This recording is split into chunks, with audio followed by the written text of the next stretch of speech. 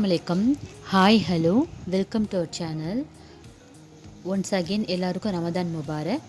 Today நம்ம ஒரு சஹாரி vlog தான் பார்க்க போகிறோம். ஆல்ரெடி நான் சஹாரி vlog போட்டிருக்கேன், பட் அதில் எந்த ரெசிபியுமே நான் இன்க்ளூட் பண்ணலை. டுடே நான் மீன் குழம்பு செஞ்சேன், அதுதான் இன்றைக்கி நம்ம ஃபுல் ரெசிபியாக பார்க்க போகிறோம். வாங்க ரெசிபி செய்ய ஸ்டார்ட் பண்ணலாம். இதுக்கு நான் ஒரு 2 மீடியம் சைஸ் வெங்காயத்தை கட் பண்ணி வச்சுருக்கேன், 4 பெரிய தக்காளி எடுத்திருக்கேன், 2 பச்சை மிளகாய் எடுத்திருக்கேன், ஒரு கப் சின்ன கப்பில் துருவிய தேங்காய் எடுத்திருக்கேன், நான் குழம்புல போடுறதுக்கு மாங்காய் எடுத்திருக்கேன், 2 டேபிள் ஸ்பூன் புளி பேஸ்ட்டு எடுத்து வச்சுருக்கேன். இது நான் ரமதான் ப்ரிப்ரேஷன் வீடியோவில் போட்டேன் இல்லையா, அந்த புளி பேஸ்ட்டு தான். இதுக்கு நான் தனியாத்தூள் 2 ஸ்பூன் எடுத்திருக்கேன்.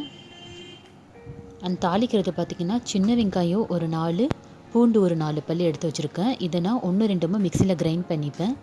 ஜீரகம் வெந்தயம் ஒரு ½ டேபிள் ஸ்பூன் எடுத்து வச்சுருக்கேன். இப்போ ஒரு தக்காளி எடுத்து வச்சுருக்கேன், அது எதுக்குன்னு நான் சொல்கிறேன்.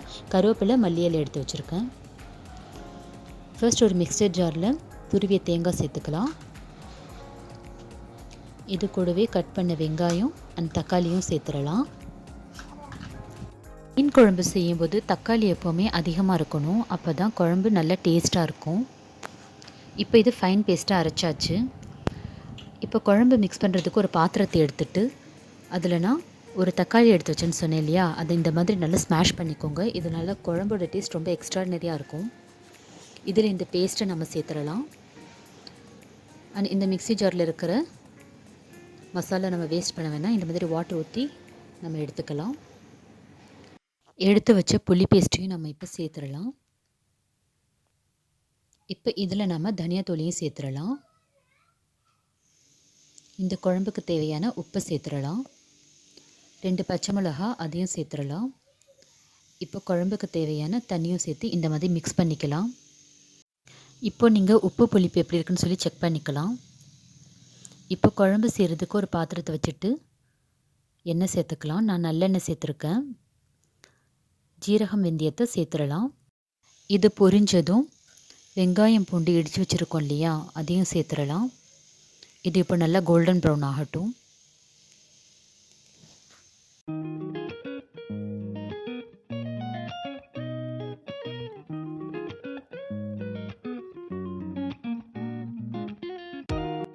இது இந்த மாதிரி நல்லா வதங்கினதும் சில்லி பவுடரை நம்ம இதில் சேர்த்துடலாம்.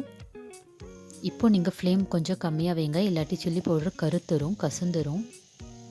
நான் எப்போவுமே சில்லி பவுடர் இந்த ஸ்டேஜில் தான் சேர்ப்பேன், குழம்பில் சேர்க்க மாட்டேன். ஏன்னா நாங்கள் ஸ்பைசி அதிகமாக சாப்பிட மாட்டோம். உங்களுக்கு தேவையான குழம்புல ஒரு ஸ்பூன், இந்த ஸ்டேஜில் ஒரு ஸ்பூன்னு சொல்லி போட்டுக்கலாம்.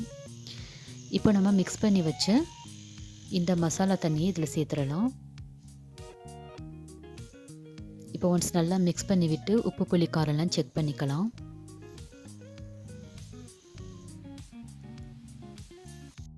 இப்போ ஒரு லீட் போட்டு க்ளோஸ் பண்ணி ஒரு 10 மினிட்ஸ் கொதிக்க விடலாம்.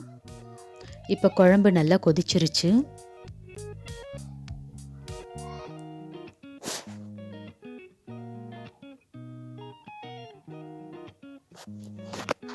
இப்போ நம்ம கட் பண்ணி வச்ச மாங்காவை இதில் சேர்த்துடலாம். ஃபர்ஸ்ட் மாங்காய் போட்டு ஒரு 2 கொதி விட்டுறலாம். அதுக்கப்புறமா நம்ம மீன் சேர்க்கலாம், இல்லாட்டி மீன் ஓவராக குக் ஆயிரும், முள் வெளியாகிறதுக்கு சான்சஸ் இருக்குது.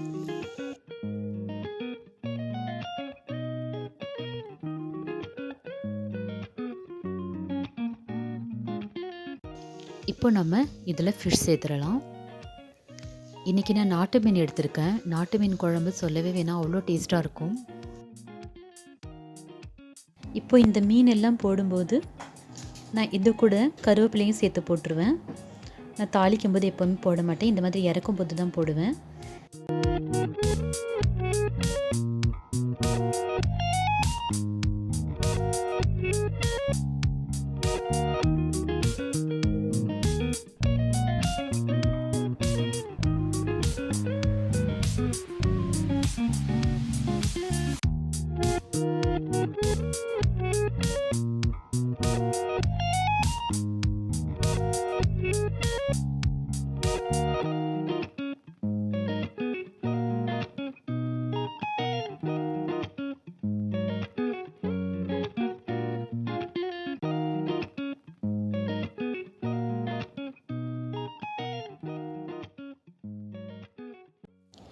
இப்போது ஃபிஷ் ஃப்ரை எப்படி செய்கிறதுன்னு சொல்லி பார்க்கலாம். இதுக்கு நான் நல்ல பெரிய பெரிய பீசஸ் எடுத்து வச்சுருக்கேன். இப்போ நான் இதுக்கு 1 tablespoon ginger garlic paste, 1/2 tablespoon garam masala, 1/2 tablespoon chilli powder, 1/4 teaspoon turmeric powder, இதுக்கு தேவையான சால்ட் எடுத்து வச்சுருக்கேன். இப்போ இதில் ginger garlic paste and masala சால்ட்டை சேர்த்துடலாம்.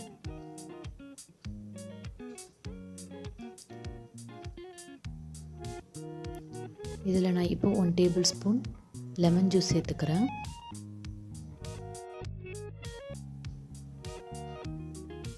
இப்போ இதில் நான் 1 டேபிள் ஸ்பூன் ஆயில் சேர்த்துக்கிறேன். ஆயில் சேர்க்குறதால இதில் நல்ல மசாலாஸ் ஒட்டும். இந்த மாதிரி மிக்ஸ் பண்ணிக்கலாம். இப்போ மிக்ஸ் பண்ணதுக்கப்புறமா இதில் ஒரு 2 டேபிள் ஸ்பூன் கார்ன்ஃப்ளவர் ஆட்டா சேர்த்துருக்கேன். இதனால் ஃபிஷ்ஷோட மசாலா கொஞ்சம் கூட உதிராது. இதை மிக்ஸ் பண்ணிக்கலாம். இன்ஷால்லா சஹார் டைமில் இது ஃப்ரை பண்ணலாம். இப்போ சஹார் டைம் ஆயிடுச்சு. நான் கிச்சனுக்கு வந்துட்டேன். ஃபர்ஸ்ட் ஃபிஷ் ஃப்ரை பண்ணிடலான்னு சொல்லி ஃபிஷ் ஃப்ரை பண்ணிகிட்ருக்கேன்.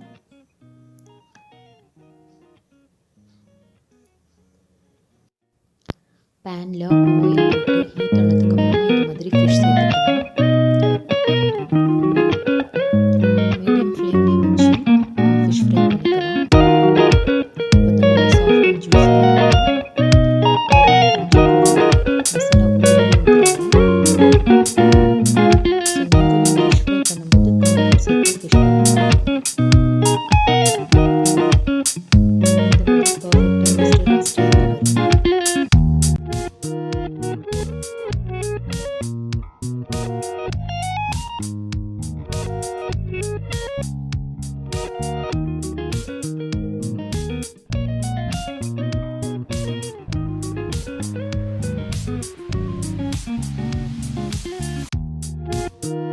இப்போ சஹார் டைம் ஆயிடுச்சு.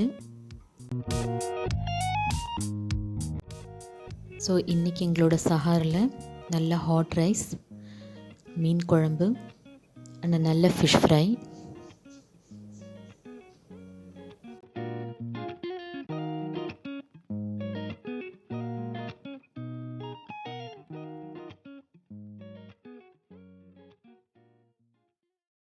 அல்ஹம்துலில்லாஹ் இன்றைக்கி சஹார் நல்லபடியாக முடிஞ்சிச்சு.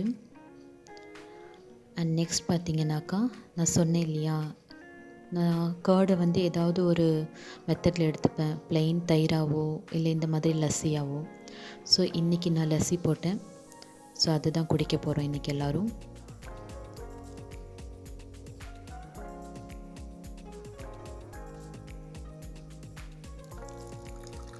ஸோ லஸ்ஸி குடிச்சிட்டு ஒரு 15 மினிட்ஸ் கழித்து கண்டிப்பாக டீ இல்லாமல் எனக்கு ஓடாது. ஸோ டீயும் எடுத்தாச்சு.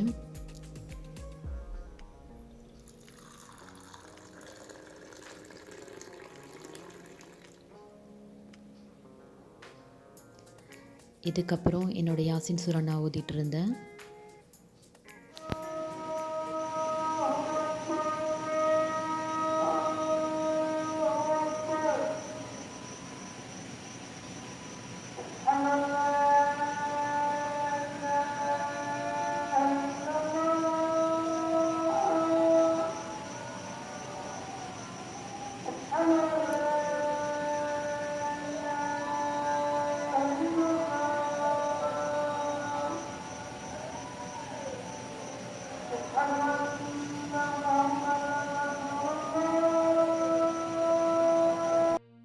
ஸோ இன்றைக்கி vlog இதோட ஃபினிஷ் ஆகுது.